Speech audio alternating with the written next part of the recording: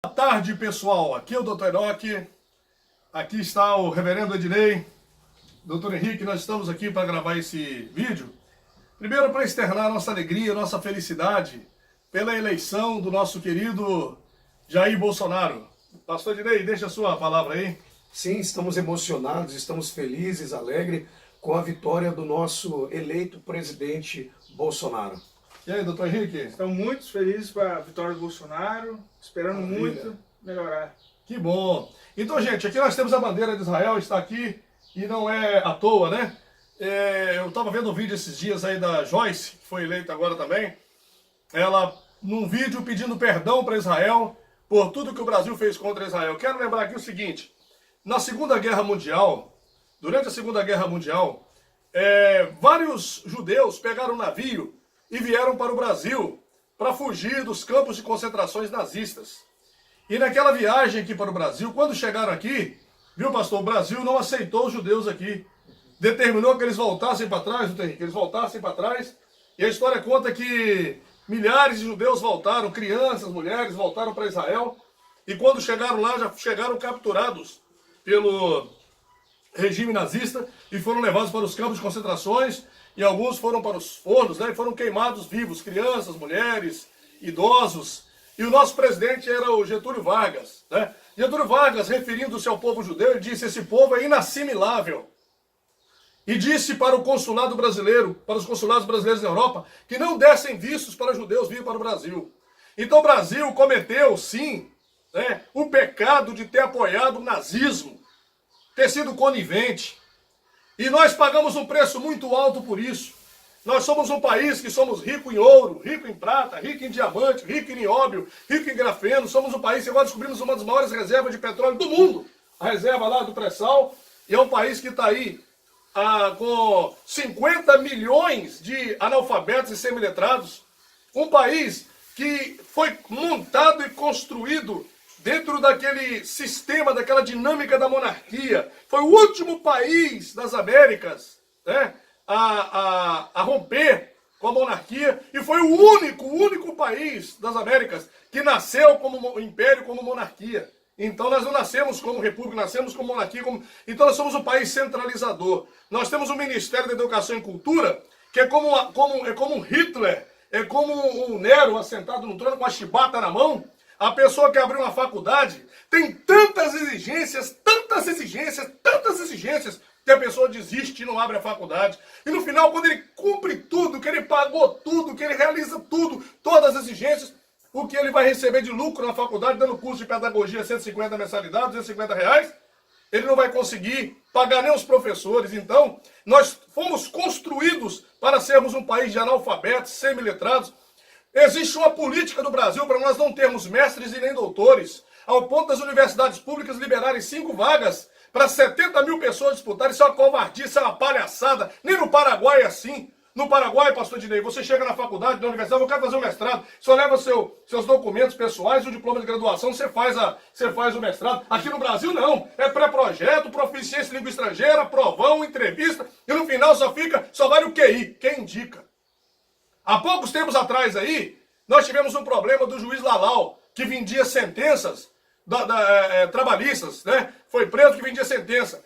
Então acabou. Se nós viajarmos pelo Brasil afora, será que ninguém vende sentença mais? Será que não tem nenhum fórum no Brasil vendendo sentença mais? Ninguém acusa, ninguém denuncia, porque realmente você tem que ter provas e denúncia, mas ninguém investiga também. Né? Embora a gente saiba que tem fórum aqui, fórum ali, dando sentenças absurdas, desconsiderando princípios básicos, como presunção de inocência, amplo direito de defesa, do contraditório. Um país em que as pessoas não podem estudar.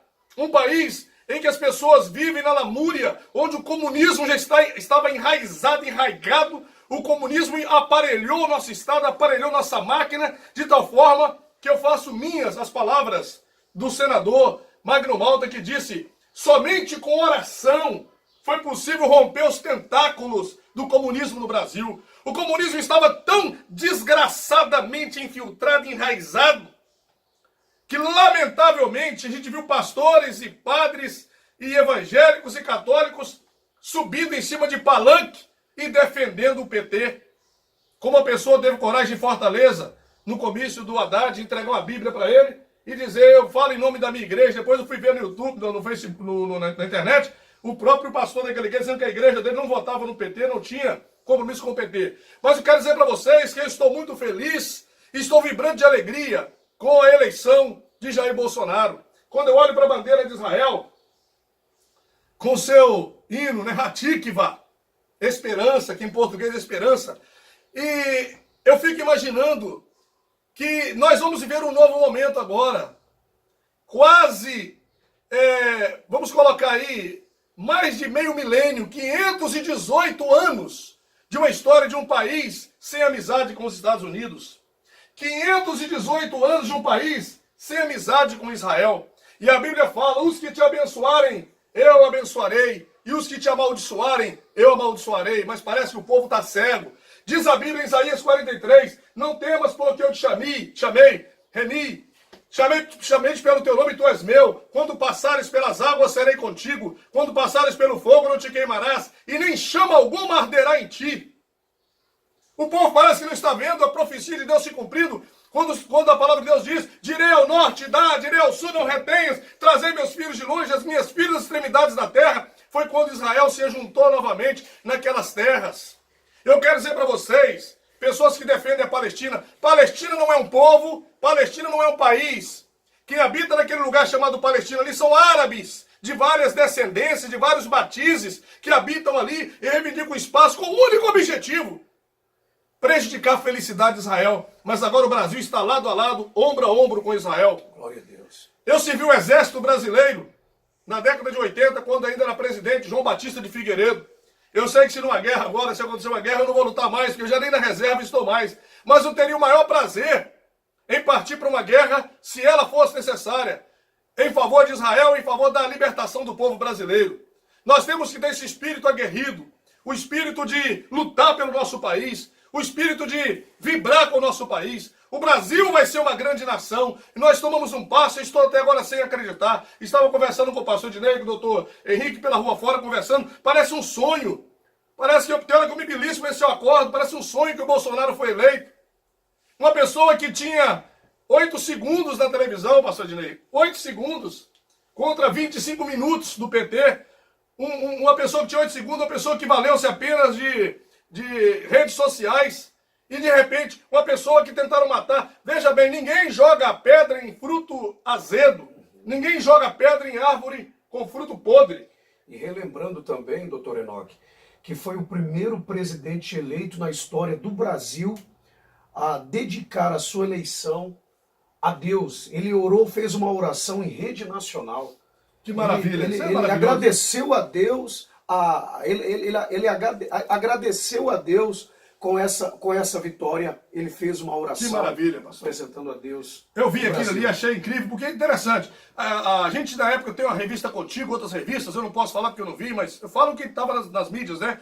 Falando que bode preto entrou em extinção em Brasília no governo do Collor de Mello. A mulher dele deu depoimento em várias redes de TV, que ele, durante todo o tempo da gestão dele, viveu na bruxaria, fazendo magia negra, voodoo para o governo dele. Eu quero dizer aqui que, independentemente da religião do Collor, se ele fez bruxaria, se ele não fez, eu admirei muito a atitude dele, do confisco daquela época, porque ele retirou o dinheiro que estava excedente para que nós pudéssemos ter um equilíbrio da balança interna. E ele fez com que nós tivéssemos também acesso à tecnologia. Mas, infelizmente não teve nenhum conselheiro para se aproximar dele e dizer, Collor, em vez de você procurar a magia negra, em vez de você procurar o diabo, procura uma igreja.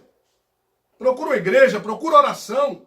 Eu tenho certeza que o Collor teria feito um governo saudável, que a Bíblia diz, feliz é a nação cujo Deus é o Senhor. Verdade. Mas ele preferiu viver na magia negra ali, né, buscando nos demônios apoio para o governo dele. Isso que o pastor Ednei falou é uma coisa séria. Nós nunca vimos na história do Brasil um presidente da República, na sua simplicidade, quando recebeu a notícia da eleição, chamou um pastor e fez uma oração para ele, deu as mãos e orou e agradeceu a Deus em rede nacional, entrevistado ainda pela Globo, que deve ter ficado assustada, né?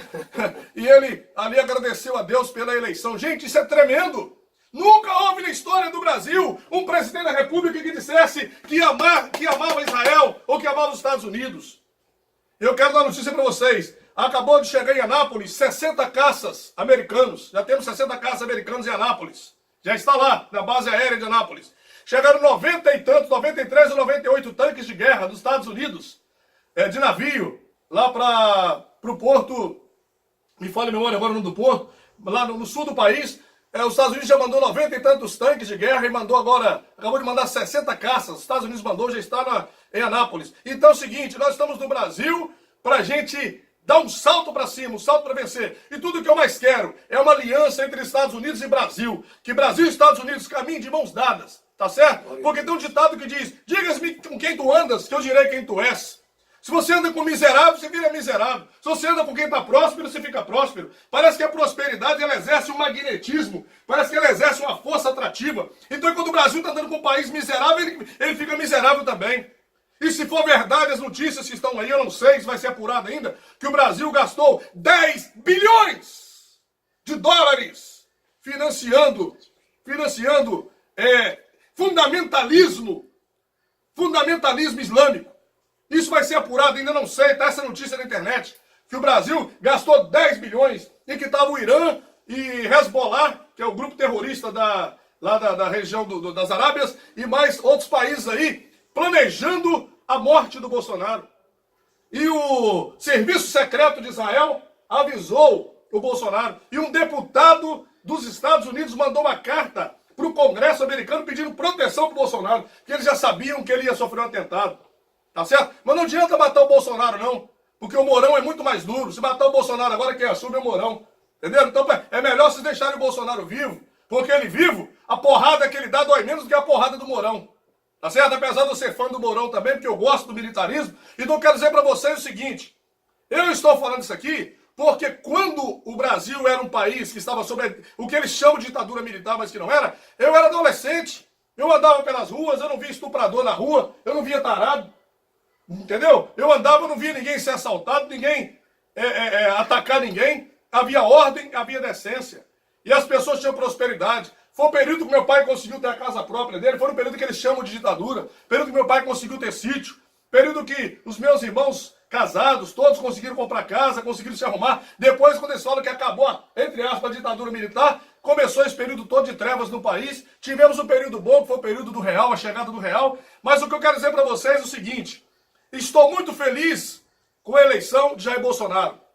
E agora nós estamos esperando nessa expectativa aí de que ele faça um excelente governo, tá certo?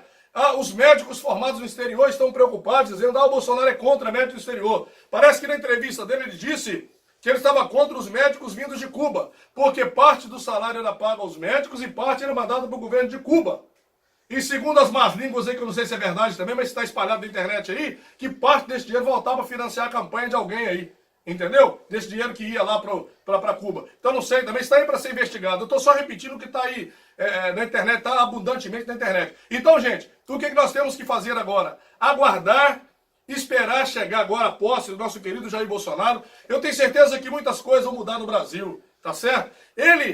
Tem muitas coisas que ele gostaria de falar que ele não falou, porque tem muita gente que tem mente fraca. Se ele falar assunto que ele queria, tinha gente que nem ia votar nele, porque nem entendeu o projeto dele. Mas como eu não sou candidato a presidente da República, eu não sou candidato a nada, posso vir a ser no futuro, não sei, mas hoje eu não sou candidato a nada, e nem aspiro isso no momento, mas o que eu posso dizer para vocês é o seguinte, a questão das leis trabalhistas. Nós temos aqui a CLT, tá aqui ó, CLT, tá vendo? Sabe o que é CLT? Consolidação das leis do trabalho. Então, veja bem, nós temos leis para tudo, tá aqui ó, leis de empregada doméstica, ó, tá aqui ó, empregada doméstica, tá vendo? Leis para empregada doméstica. Lei para empregada doméstica e lei trabalhista, tá certo? Então veja bem, o que vocês têm que ter em mente, que as leis trabalhistas hoje, elas apertam tanto, mas apertam tanto os empresários, que o empresário ele tem que escolher, ou ele dá direito trabalhista e contrata um funcionário, ou sem direito trabalhista ele teria condição de contratar 10. Então a única coisa que serve à legislação ultrapassada, arcaica que nós temos aí, essa lei antiquada que nós temos do trabalhador, que não protege o trabalhador, porque lei que tira o emprego, ela não protege o trabalhador, protege? Lei que tira o emprego? Não. Lei que tira o emprego da pessoa protege? Para que servem as leis trabalhistas?